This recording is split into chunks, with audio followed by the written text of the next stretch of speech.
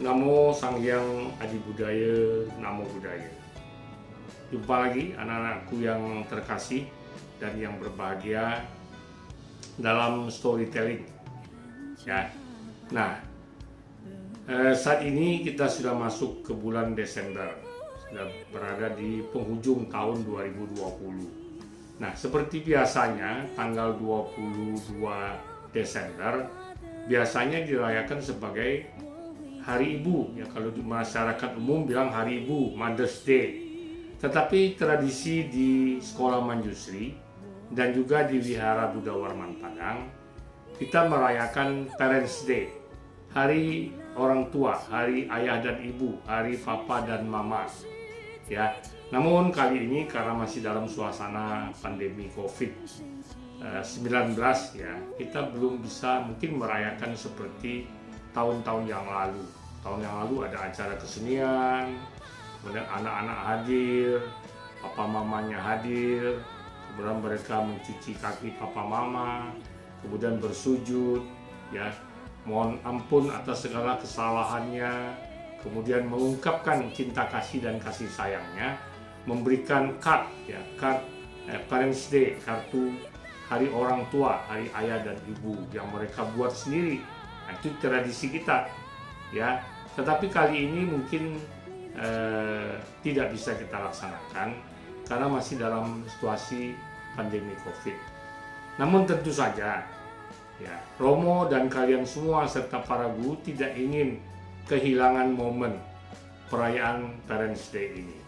Seorang anak setiap tahun harus diingatkan, ya, bagaimana dia harus mencintai, menghormati, berbakti, dan membalas budi kepada kedua orang tuanya, papa dan mama. Ya, nah oleh sebab itu, ya, dalam storytelling selanjutnya di bulan Desember ini, Romo akan banyak bercerita tentang kasih, ya, kasih pengorbanan seorang ayah, seorang ibu, ya, kepada anaknya. Cerita ini untuk menggugah perasaan kalian supaya kalian jangan melupakan, ya, kewajiban utama kita, ya, di dalam hidup ini. Yang pertama adalah berbakti kepada orang tua dan berbuat kebaikan. Ini tidak boleh ditunda, ya, jangan sampai terlambat. Kalau orang tua kita sudah tiada, kita menangis, sedih, tidak ada gunanya. Jadi selagi mereka ada, senangkan mereka, bahagiakan mereka. Ya, kalau anak-anak dia belajar dengan baik, berprestasi, kemudian jujur, hormat, berbudi pekerti pada orang tuanya, pasti orang tuanya senang. Nah, ini cara anak-anak melakukan cara untuk menghormati, untuk membahagiakan orang tuanya. Nah, hari ini Romo akan bercerita storytelling yang pertama ini tentang bagaimana kasih seorang ayah. Nah, judulnya adalah Kasih Seorang Ayah.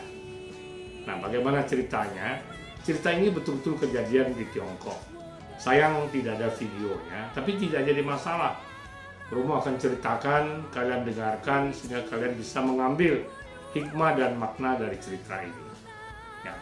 Di sebuah desa di Tiongkok, hidup seorang anak laki-laki dan ayahnya. Ayahnya ini dipanggil Pak Lim karena marganya marga Lim, ya. Tetapi orang tidak tahu banyak dari mana asalnya. Ya, dia dari satu desa pindah ke desa ini. Jadi orang tidak begitu kenal latar belakangnya.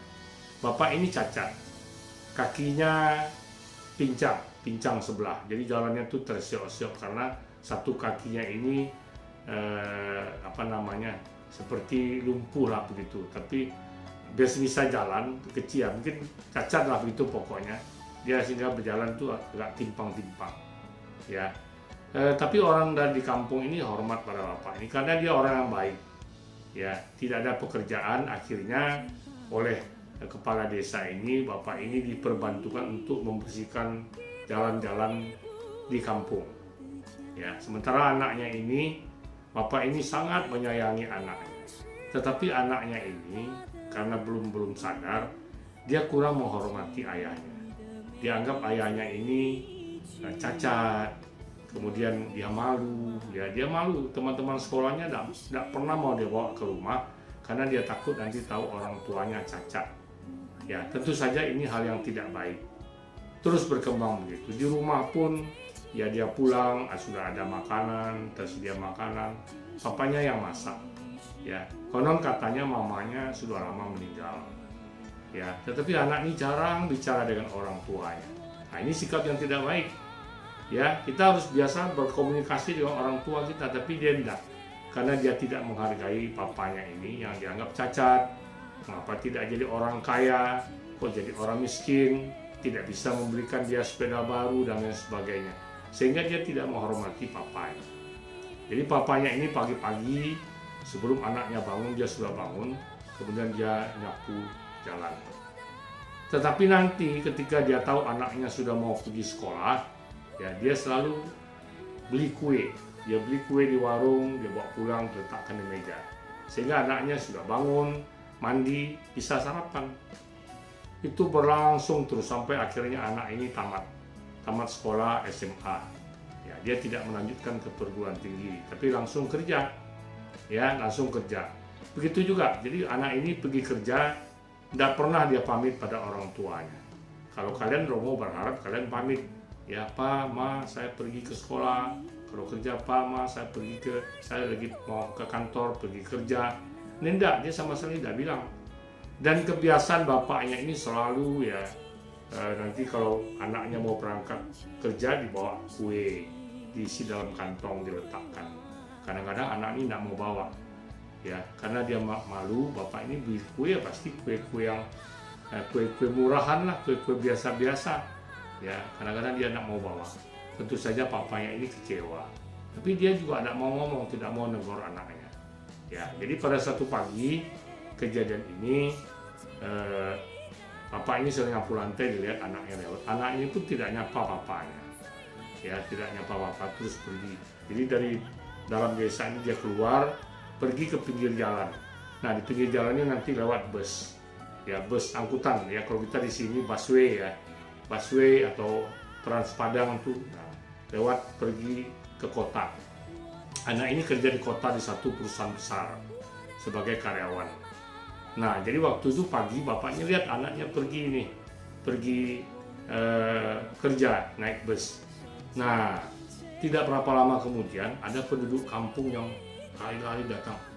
Dia bilang sama bapaknya ini, Pak, saya dengar tadi mobil yang bawa penumpang dari sini mau menuju ke kota itu terbalik di jalan. Banyak yang luka-luka, mungkin juga ada yang meninggal. Wah, papanya langsung kaget. Waduh, gimana ini? Ya, anaknya juga tadi naik di mobil tersebut. Waduh, karena orang tua ini sangat menyayangi anaknya, dia sudah tidak keruan-keruan. Ya, untung ada orang kampung bilang, tenang Pak, coba susul ke kota. Nah, bapak ini kan tidak ada duit, tidak ada kendaraan, cuma ada sepeda kuno, sepeda tua. Ya, tapi masih bisa jalan. Akhirnya dia naik sepeda, dengan kaki yang pincang ini dia naik sepeda. Terus dia menelusuri jalan yang biasa dijalani bus, bayangkan. Ya, perjalanan biasa ditempuh bus, sekarang ditempuh naik sepeda. Tapi begitu semangatnya, begitu mencintai anaknya, dia naik sepeda. Betul, di jalan dia lihat ada sebuah bus yang sudah tergolek ke pinggir jalan. Wah, dia kaget sekali. Jangan-jangan anak saya salah satu korbannya. Terus dia pergi ke sampailah akhirnya di kota. Dia pergi ke perusahaan anaknya. Ya, jadi waktu itu anaknya ini baru sampai juga ya. Jadi sampai di situ dia lihat ada papanya, langsung dia kejar. Dia sudah tidak senang. Dia bilang, ngapain bapak kesini? Ya, bikin malu saja. Nanti orang ketahuan punya bapak cacat, kotor, tukang sapu jalan. Waduh, bapaknya sedih. Tapi papanya bilang, saya kesini karena saya cemas. Tadi ada informasi bahwa bus yang dari desa kita menuju ke kota ini terbalik. Saya takut kamu jadi korban. Saya tidak mau kehilangan kamu. Cukup kehilangan ibu kamu. Ya, anak ini bilang, enggak bus saya. Itu bus orang lain. Saya naik bus yang lain, jadi saya selamat. Gitu. pulang pulang pulang, dia suruh bapaknya pulang, cepat pulang, jangan sampai dilihat orang. Nah pada waktu itu rupanya lagi ada semacam briefing pengarahan dari bos perusahaan. Karyawan harus berkumpul di halaman, seperti kita upacara bendera lah kira-kira begitu ya. Jadi orang sudah kumpul, Pak tua ini, bapaknya ini pincang-pincang ini bawa sepeda mau keluar kantor. Tiba-tiba bos perusahaan ini keluar dari dalam gedung ya. Dia mau kasih pengarahan pada karyawan-karyawan yang jumlahnya ratusan orang. Tapi begitu dia keluar, dia tertegun lihat siapa? Lihat si bapak tua yang bawa sepeda tadi. Terus dia lihat, kemudian dia kejar, dia bilang, Pak Lim, dia kasih hormat seperti seorang tentara. Ya, orang semua kaget. Ini bos besar nih, bos besar kok memberi hormat pada seorang bapak tua naik sepeda, kakinya pincang. Dia kasih hormat pada Pak Lim ini. Dia Pak Lim, dia panggil bukan Pak Lim, panggil jabatan militer lah, seperti kita kalau kapten atau begitu ya. Nah, kemudian bapak ini terdiam saja, dia lihat. Dia bilang, kamu siapa? Ya, bos dia bilang, saya ini dulu kan anak buah bapak. Nah, kemudian dibawalah bapak ini ke atas podium, terus si bos ini bilang, hari ini saya sangat beruntung, ya saya ketemu dengan bekas komandan saya. Jadi rupa ceritanya begini, dulu semasa sebelum Tiongkok ini menjadi jaya, itu dulu terjadi perang. Nah, Pak Lim ini sebenarnya adalah seorang tentara ya yang ikut berperang, dan bos yang punya perusahaan ini dulu adalah bawahannya, anak buahnya ya. Nah, kejadiannya mengapa Pak Lim ini jadi cacat, itu gara-gara dia membela mati-matian supaya anak buahnya tidak menjadi korban perang. Dia korbankan dirinya. Jadi ada musuh yang datang, anak buahnya disuruh lari, justru dia maju, sehingga akhirnya pada waktu itu kakinya terkena pecahan granat ya, sehingga akhirnya kakinya ini cacat ya. Nah, sekarang rupanya si bos perusahaan ini ingat jasa Pak Lim ini, tetapi dia cari kemana-mana tidak ketemu ya, karena Pak Lim ini begitu kejadian begitu, dia kan pensiun dari tentaranya ya, kemudian dia pindah desa, sehingga si bos orang kaya ini yang anak buahnya ini ketika mencari Pak Lim ini tidak ketemu karena dia sudah pindah desa. Jadi bos ini sebenarnya sudah lama sekali ya, dia ingin sekali bertemu dengan Pak Lim ini yang sangat berjasa. Mungkin kalau tidak ada Pak Lim, anak buahnya yang tewas, tetapi karena dia rela berkorban untuk anak buahnya, akhirnya anak buahnya selamat ya. Kemudian dia perkenalkan pada seluruh karyawan dan ratusan orang, termasuk anak Pak Lim sendiri. Dia bilang, inilah komandan saya dulu yang menyelamatkan saya. Kalau tidak beliau yang mengorbankan diri sampai beliau menjadi cacat, mungkin saya ini sudah tidak ada dan perusahaan ini juga tidak ada ya. Oleh sebab itu mulai hari ini semua kebutuhan hidup Pak Lim ini akan saya tanggung ya. Kemudian dipanggil putranya Maya mana yang kerja di perusahaan kita, terus anaknya maju. Dia bilang, sekarang kamu saya kasih jabatan yang baik ya, sebagai balas budi kepada orang tua kamu yang telah menyelamatkan nyawa saya. Nah, akhirnya karyawan-karyawan semuanya bertepuk tangan ya, melihat bosnya bahagia karena sudah dapat membalas budi baik orang yang menyelamatkan kehidupannya. Nah, anak-anak sekalian ya, apa hikmah yang bisa kita ambil dari cerita ini? Yang kita ambil adalah kasih sayang seorang ayah. Walaupun diperlakukan bagaimanapun juga oleh anaknya, dia tetap menyayangi anaknya seperti Pak Lim ini. Ya, anaknya dulu menganggap dia tidak berarti apa-apa, ya, hanya orang tua cacat yang tidak bisa memberikan kesenangan, tidak bisa memberikan harta kekayaan kepada dia, sehingga dilecehkan.